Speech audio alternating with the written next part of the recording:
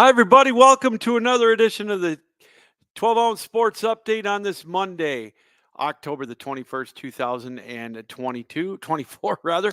How's everybody doing? Captain Lou with you in the chair on this Monday. A great sports weekend, everybody. The NFL kicking it into high gear. A lot of great games going on. We got a doubleheader coming up tonight. Again, another Monday night duo, 8 o'clock and 9 o'clock. We'll talk a little bit about that towards the end of the update. Yesterday, some great NFL games. The Lions knocked off the previously undefeated Minnesota Vikings 31-29 on a last-minute field goal by Jake Bates from 44 yards out. Kansas City, they now stand alone as the only undefeated team in the NFL, a 28-18 win over the San Francisco 49ers, who are now at 3-4, and they are reeling. So we'll talk a little bit about what went on in the NFL as well. Major League Baseball, the World Series is set. It's going to be the Los Angeles Dodgers and the New York Yankees. The best World Series money could buy between the two teams with the highest payrolls. The Mets, of course, could not quite come up and the Dodgers, rather, took care of the Mets in 6 games. All those games won by an average of over 5.5 runs, and the Yankees took care of the Guardians in 5 games, winning Game 5 in Cleveland on Saturday. So it's going to be this Friday night, Game 1, the Dodgers and the Yankees for all the marbles. The first time those two teams have met since 1981, and then in that series, the LA Dodgers beat the New York Yankees to win the World Series. The Dodgers haven't won a World Series since 1988. And the Yankees since 2009. Hey, we had some great college football games over the weekend as well. Georgia, they defeated Texas, and it was kind of a controversial game. A lot of weird stuff going on in that one, but Georgia, they lay claim now, if not the best team in the SEC, they're darn close as they knock off the previously undefeated Texas Longhorns. And so also, hey, how about a big win for Indiana? First time that they've been 7-0 since 1967, and Illinois outmuscled Michigan. We'll talk more about that. And, of course, we have the Liberty win their first WNBA crown, not without controversy, as a questionable foul call on Breanna Stewart towards the end of regulation, or getting her to the foul line to get 2 free throws, or else the Lynx would have clinched it more than likely. Not a good look for the WNBA, so we'll talk more about that. So a lot to talk about on our update, brought to you as always by tickets.12ouncesports.com/tickets. We'll be back with more of our update right after this. Need tickets to that next event? Well, at 12-ounce sports, we've got them with soccer anywhere in the world. Tickets to any venue, any sport. Want to go to NCAA or NFL football matches? We've got them. Yeah. Baseball at every level. Every Power 5 matchup is available. Don't forget, costumes and paint are optional. What's that? You want to go to Broadway? We have those too. Want to jam out? Every concert, every artist. That's right, at 12-ounce sports, we've got the tickets for less. 12ozsports.com/tickets. That's 12ouncesports.com/tickets. Indeed, you are. There's some big games coming up this weekend. We talked about the World Series. You want to go to the World Series, you want tickets in either LA or New York, go to or 12ouncesports.com/tickets. I think we may have a few available for those. Also, the big games coming up this weekend in the NFL and in college football and the NHL. Their season is underway as well. Go to 12ouncesports.com/tickets. All right, we talked about the Lions knocking off the previously undefeated Minnesota Vikings. The Lions now 5-1, tied with the Vikings for the top spot in the NFC North, along with the NFC, looking pretty strong as one of the top teams in the NFL. How about the Green Bay Packers? They beat the Texans on a last-second field goal. McManus, who just signed on this week as a kicker for the Packers, you remember him from the Denver Broncos, he kicked the game-winning field goal. So the Packers are 5-2, only a half game behind the Lions. And, of course, Minnesota at 5-1. We also talk about the Vikings with their big win over or their loss to the Lions. How about Kansas City defeating San Francisco, Kansas City now the only undefeated team in the NFL at 6-0. The New York Jets and the Pittsburgh Steelers on Sunday Night Football last night. Russell Wilson got his first start, looked a little shaky in the first half, found his groove after halftime, and the Steelers blew out the Jets 37-15. Aaron Rodgers, who does he blame now? He's blaming the media. He said he's not worried about them, and I think he needs to look in the mirror. But anyways, the Steelers now at 5-2, and the Jets now at 2-5.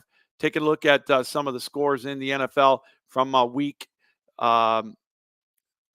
number 7 in the NFL.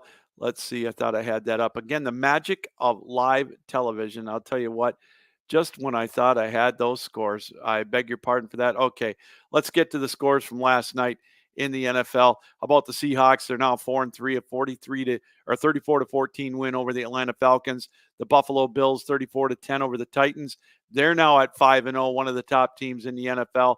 The Bengals over the Browns 21-14. We talked about the Packers. The Colts with a big win. They're at 4-3, only a game behind the Texans, 16-10 over the Dolphins. The Eagles manhandled the Giants, and Saquon Barkley's return to New York, 28-3 was the Rams over the Raiders, 20-15 in a who cares game. The Commanders, 40-7 over the Carolina Panthers in that game. Jaden Daniels left with a rib injury. He's considered week to week, and we mentioned coming up tonight, we got a couple of Monday Night Football games, the Ravens and the Bucks and the Cardinals and the Chargers. All right, again, going back to the Cleveland game against Cincinnati, Deshaun Watson looked like he was playing halfway decent in that opening game. He started out good in the opening half. He's got a season-ending, if not career-ending, Achilles injury. And to those fans that booed him or cheered for him when he went off on the stretcher, man, shame on you in Cleveland, as Deshaun Watson now out for the rest of the year with a torn Achilles. Who knows if he's going to come back in 2025 as a member of the Cleveland Browns. He's owed a lot of money. We'll have to wait and see on that. Speaking of kind of an embarrassment, let's go back to the Georgia-Texas game. Georgia, as we mentioned, knocked off the Texas Longhorns this weekend. They are indeed the top team in the SEC. Right now ranked number 2 in the country in the Associated Press poll. Oregon is number 1. Ohio State is 3. And Penn State is 4. And Texas is 5. The embarrassing thing about that is the fans, the way they behaved in the end zone after that pass interference call. And the referees, after seeing all that, got together. They reversed it, much to the chagrin of the Georgia faithful, or the Georgia fans and their head coach, Kirby Smart. But it was all for naught, as Georgia was able to hold them off. Texas got fined $250,000 today by the SEC for that outburst by the fans. And they say that if they can identify any of the fans that threw the bottles in the cans and whatnot out of the fans, or anybody out of the stands at Texas Stadium, at Longhorn Stadium, they're going to be banned from all athletic events through the rest of the 24-25 season. So we'll keep an eye on that. We talked about Indiana. They stay unbeaten, winning a monster game over Nebraska, 56-7. Their first 7-0 start since 1967, when they last went to the Rose Bowl. They got a good shot at maybe going an 11-1 record and maybe getting into the playoff. They still have to play Ohio State, and we all know that'll probably end up, but that could be a dandy. Both teams going into that one, looking for a spot in the Big Ten championship game. As we mentioned, Indiana, they are undefeated. Illinois, in a battle of ranked teams against Michigan, won that one easily, 21-7. The game was not as close as that score indicated. In Illinois, kind of flexed their muscles at home. Michigan, they look like a lost ship, a rudderless ship out there right now with no quarterback situation. Their offense looks very anemic. Next up for Michigan, it's Maylocks week this weekend against an up-and-coming Michigan State team. Michigan State opens up a 5.5. Well, they opened up a 7-point underdog. Now it's down to 5.5. We'll have to wait and see on that. If I was you, I would think about maybe taking the Spartans in that one at plus 5.5. USC, again, embarrassed in Big Ten play. They had a 28-14 lead going into the second half, into the fourth quarter. Maryland, with a comeback for the ages, they win that one in stunning fashion, 29-28. USC now with 4 losses by a total of 10 points. not quite ready for Big Ten play maybe this year. Lincoln Riley now has to kind of go back to the drawing board again. If USC, they still got a couple of tough games left. We'll see if they can remain bowl eligible. And how about Florida State and Duke? In all these years of college football with these two teams, this past Saturday was the first time that Duke ever beat Florida, or Florida State rather, in football. So that's kind of an interesting tidbit. And going back to the SEC, Alabama loses to Tennessee this weekend, 21-14. So now in the AP poll, Indiana is ranked ahead of Alabama in football. Who would have thought, right? All right, we mentioned the World Series is set. It's going to be the Dodgers and the Yankees starting on Friday night. Game 1, you've got Juan Soto, you've got Aaron Judge, you got Giancarlo Stanton going up against Shohei Ohtani, Mookie Betts, and the rest of the Dodgers. It's going to come down to pitching staffs, in my opinion, and the relief pitching. We know how the Dodgers like to go with the bullpen games, and so do the Yankees. It's the new way to go in Major League Baseball. This could be a classic, especially if you like major markets, as it's going to be the Yankees and the Dodgers, two of the biggest payrolls in Major League Baseball and all of professional sports. They're going to duke it out starting this coming Friday. We have to wait until Friday for Game 1 of the World Series. So Dodgers and the Yankees. I'm going to go with the Yankees in 7. I think this is going to be a dynamite series. The Yankees will get their first World Series crown since 2009.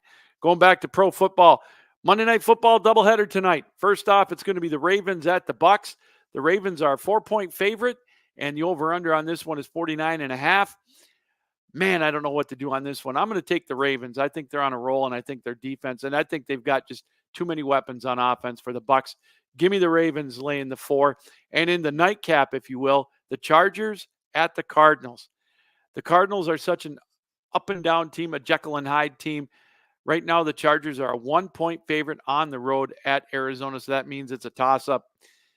Boy, I'll tell you what, I'll go with the over on this one. I'm not going to take the point spread. If I was a betting man, and we all know I am, I would take the over 44.5. So we mentioned Deshaun Watson with the torn Achilles. He's out for the rest of the year. Jaden Daniels with a rib injury is considered week to week. Brandon Ayuk for the 49ers blew out his ACL last night in that loss to Kansas City. He's out for the year. So another big blow for the San Francisco 49ers as they fall to 3-0 in that loss to Kansas City. And finally, last night, the New York Liberty won their first WNBA crown in their team's history. Hard to believe a team in a major market like that would win the crown, or it was just their first one. Well, indeed it was, as they beat the Minnesota Lynx in 5 games, not without any controversy. That foul they called to put Breanna Stewart on the line was absolutely abominable, but that's how the whole series went, the whole 5 games. The Liberty by far got the benefits of the calls, but that's nothing different when it comes to pro basketball at the WNBA or the NBA level. If you're a major market team, you're going to get the calls, and that's indeed what happened. Now they're also opting out of their CBA is the WNBA with a looming work stoppage potentially in 2025. Good luck with that. All right, that's going to do it for this edition of the 12-Ounce Sports Update. Join me tomorrow night, 7 o'clock, for another edition of the ACHA Power Play.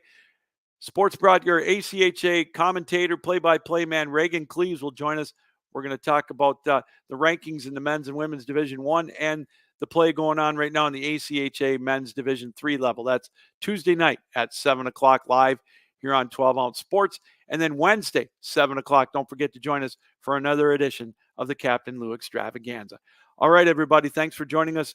We'll see you next Monday right here at 6:30 for my next edition of the 12-Ounce Sports Update. This reminder, keep your heads up, keep your sticks down, keep your feet moving, and as always, keep your minds open. Good night, everybody. Enjoy your sports.